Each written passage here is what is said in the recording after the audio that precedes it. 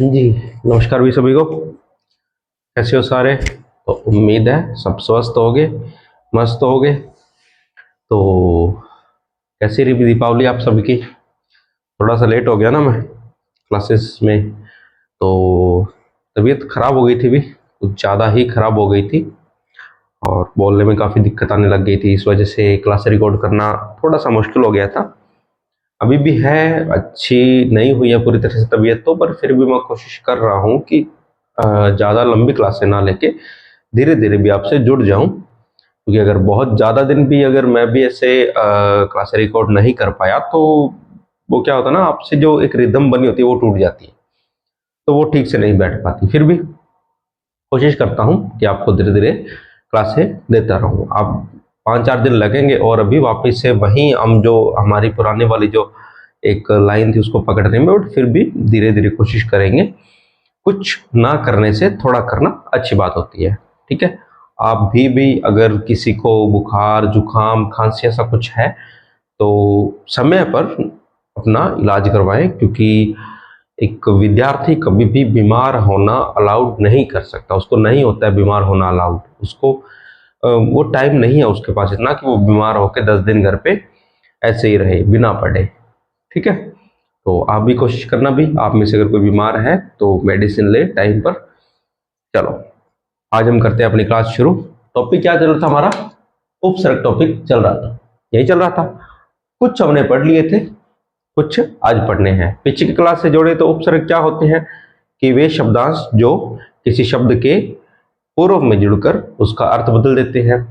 दो रूप से अर्थ बदलते हैं। कैसे? एक तो उसका आंशिक रूप बदलते हैं अर्थात थोड़ा परिवर्तन करते हैं, और एक पूर्ण रूप से परिवर्तन कर देते हैं अर्थात पूरा ही उसका अर्थ बदल देते हैं। उसके बाद दो तरीके से जुड़ते हैं। कौन कौन से? एक स्वतंत्र रूप से अर्थात बिना किसी संधि के नियम से जुड़ जाते हैं और स्वतंत्र हो जाते हैं, और एक दूसरा जुड़ते हैं संधि के नियमों द्वारा। दो रूप से इनका, दो प्रकार से इनका जोड़ होता है। यही था, यही तक हमने पढ़ा था। चलो आज पढ़ेंगे कुछ उपसर्ग। हमने पढ़ लिए थे, हम पढ़ रहे थे संस्कृत भाषा के उपसर्ग पढ़ रहे थे ना, तो उसमें लगभग हमने 13 पढ़ लिए थे और कुछ आज पढ़ लेते हैं। मैं ज्यादा नहीं करवा पाऊंगा भाई, कोशिश रहेगी जितने हो सके आपको उतने करवाऊं, ठीक है? तो एक बार इसका स्क्रीनशॉट ले लो आप, फिर ताकि एक बार मार्कर चलने जाने के बाद आपको दिक्कत ना हो। तो ले लो, के बाद स्क्रीनशॉट ले लो उसका।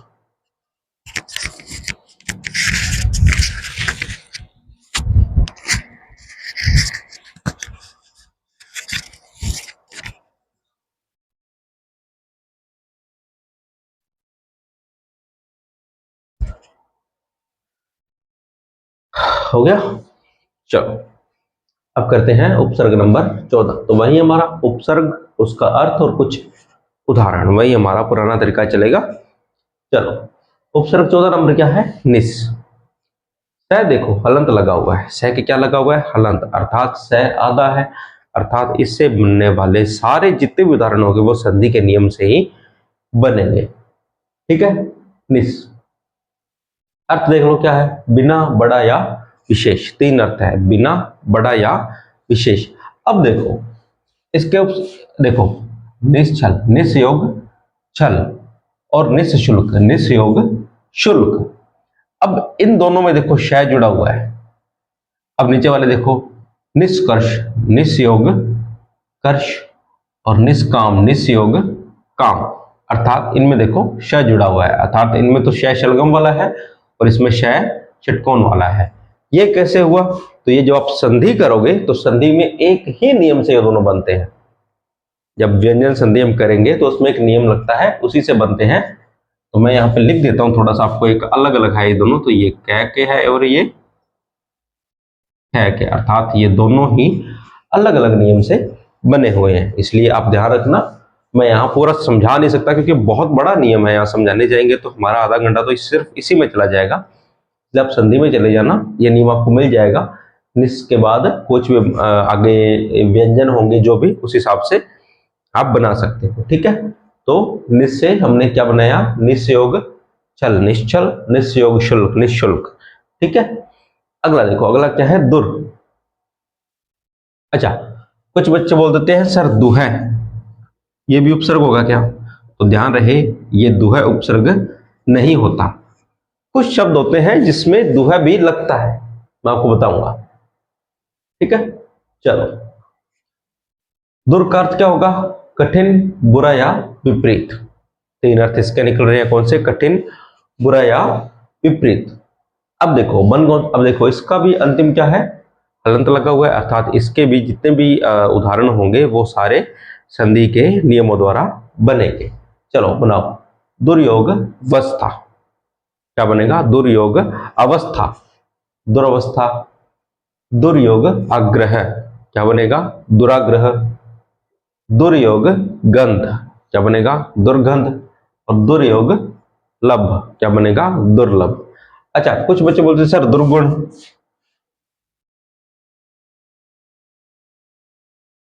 बेटा इसमें आपका दुहा वाला नियम लगता है। ठीक है, दुर्गुण में आपके दुहा वाला नियम लगेगा और दुहा कोई उपसर्ग नहीं होता। ठीक है, चलो अगला देखो दुस। दुस, चलो इसके भी मैंने वैसे तो लिखा था सेमी, बट लिख देते हैं अलग अलग। इसके भी सेम ही अर्थ है बेटे। कौन कौन से?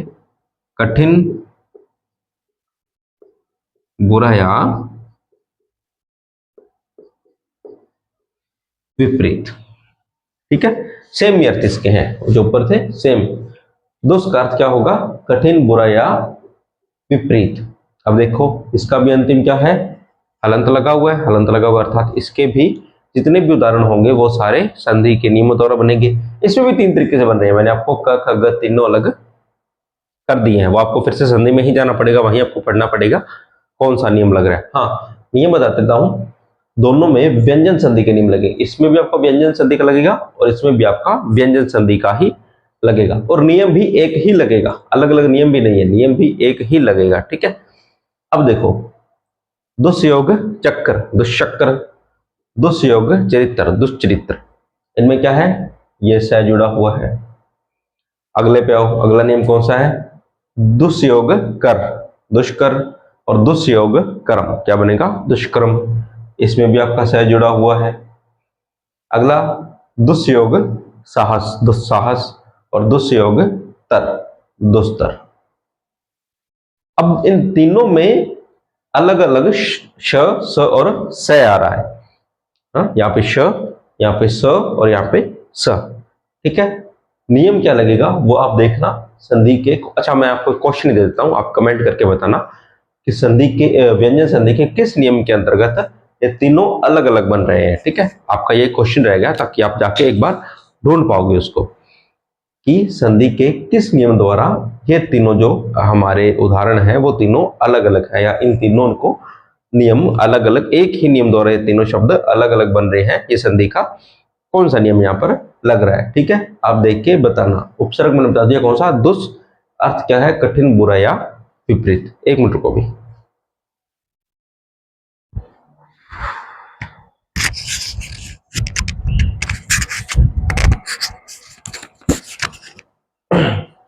चलो अगला करते हैं। अगला है हमारे पास वी। वी का अर्थ क्या होगा? तो अभाव, भिन्न या विशेष। तीन अर्थ इसके भी निकल रहे हैं, कौन से? अभाव, भिन्न या विशेष। अच्छा, इसके देखो, वी योग जय, विजय। वी योग ज्ञान, विज्ञान। वी योग फल, विफल। ये तीन तो है इसके सामान्य, स्वतंत्र रूप से जुड़ रहे हैं। अब व्यायाम, अच्छा इसको व्यायाम बोलते हैं कुछ बच्चे, क्या बोलते हैं? व्यायाम नहीं, व्यायाम। दो बार ये आ रहा है, व्यय, व्यस्त और व्यंजन। ये चारों जो है वो संधि के नियम द्वारा बन रहे हैं। तो आप मुझे कमेंट करके बताना। पहले बताओ, आप अभी बनाओ। कमेंट क्या करोगे आप? अभी अपनी कॉपी उठाओ, बनाओ कौन सा नियम लग रहा है इनमें। जल्दी जल्दी बनाओ, एक मिनट आपके पास है, बनाओ जल्दी जल्दी। मैं आप तब तक पानी पी लेता हूँ। ठीक है, बना लो जल्दी जल्दी।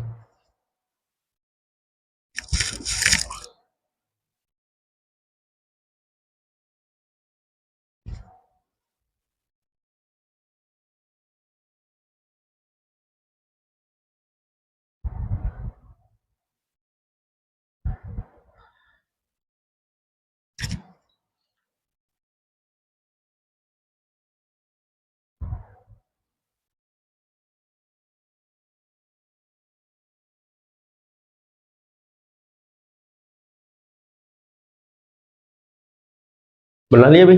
क्या बना? वियोग आयाम। क्या बना? व्यायाम। वियोग अय। क्या बना? व्यय। वियोग अस्त। क्या बना? व्यस्त। और वियोग अंजन। क्या बना? व्यंजन। नियम कौन सा है वो आप देखना। संधि कौन सी है? ये आपकी स्वर संधि है।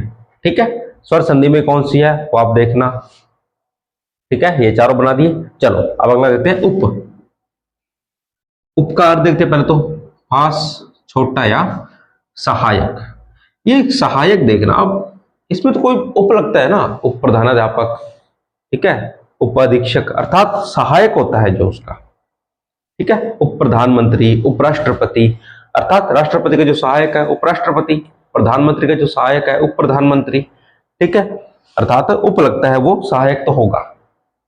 पास, उसके आसपास का ही रिश्ता है। और छोटा, उससे एक छोटा पद है। आसान है अर्थ, समझ जाओगे। चलो अब इसके कुछ उदाहरण देखते हैं। उप प्लस योग, उपयोग आसान है। उप प्लस वन, उपवन आसान है। उप प्लस नाम, उपनाम आसान है। अब ये देखो उपाधि, उपन्यास, उप प्लस न्यास, ये तो आसान है। चलो यह तो स्वतंत्र रूप से बना है ना। उप प्लस न्यास, उपन्यास।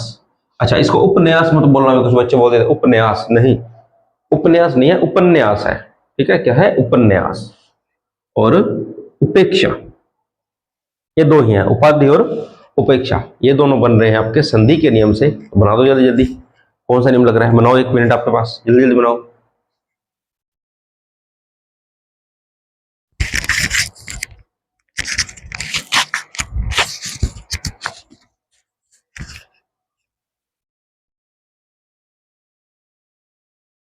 बन गया? क्या बना? उप प्लस आधि, उपाधि, और उप प्लस ईक्षा, क्या बनेगा? उपेक्षा। नियम देख लेना। इसमें दोनों के ही स्वर संधि के नियम लग रहे हैं। स्वर संधि में आगे कौन सी संधि है वो आप देखना, कौन सा नियम लग रहा है वो आप देखना। आज हम पढ़ेंगे यहीं तक। ज्यादा मुझसे थोड़ा सा तकलीफ हो रही है बोलने में भी, तो मैंने सिर्फ आज की क्लास रिकॉर्ड इसीलिए की थी ताकि आपसे थोड़ा सा जुड़ जाऊं, और एक दो बातें हैं मुझे करनी थी। एक मिनट भाई,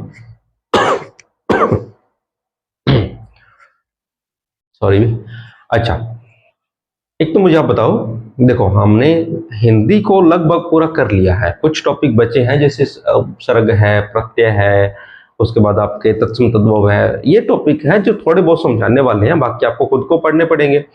जैसे मैंने अगर आपको यहाँ पे आज 5 उपसर्ग करवाए हैं, तो मैंने कोई सारे उदाहरण नहीं लिखवा दिया आपको, मैंने सिर्फ एक तरीका बताया है। तो आने वाले क्लासों में मैं ये कर दूंगा। अब मुझे आप कमेंट करके ये बताना कि हम ऐसा करें कि एक दिन क्लास हमारी आए राजस्थान कल्चर की, और एक दिन आए हिंदी की, ताकि आपका सॉरी भी, ताकि आपका राजस्थान कल्चर भी शुरू हो जाए। ठीक है, एक बार शुरू हो जाएगा तो धीरे धीरे वो भी हम पूरा कर लेंगे, ताकि आपकी जो हाईकोर्ट एलडीसी की वैकेंसी आ रही है उसमें जितने भी आपके टॉपिक लग रहे हैं वो मैं आपको पूरे समय से पहले पूरे करवा दूं। ठीक है, ताकि आपको हिंदी और जो राजस्थान कल्चर है वो एक ही जगह पर मिल जाए, उसके लिए आपको 2-3 चैनल खंगालने ना पड़े। ठीक है, तो मेरी कोशिश रहेगी भी आपको राजस्थान कल्चर भी साथ साथ में लेके चलूं और हिंदी भी साथ साथ में, ताकि हफ्ते में 3 क्लासें आपको 3 या 4 क्लासें आपको राजस्थान कल्चर की मिल जाएगी, और यही 3 क्लासें आपको हिंदी की मिलती रहेंगी। ठीक है, तो ये सब आप मुझे भी कमेंट करके जरूर बताना कि ये तरीका कैसा रहेगा। ठीक है भाई, बाकी आप पे है, आप जैसा रिस्पॉन्स करोगे हम उसी तरीके से पढ़ाते रहेंगे। ठीक है, तो ये पढ़ लेना, बाकी अपना ध्यान रखो भी। बाकी मिलते हैं कल, तब तक के लिए धन्यवाद।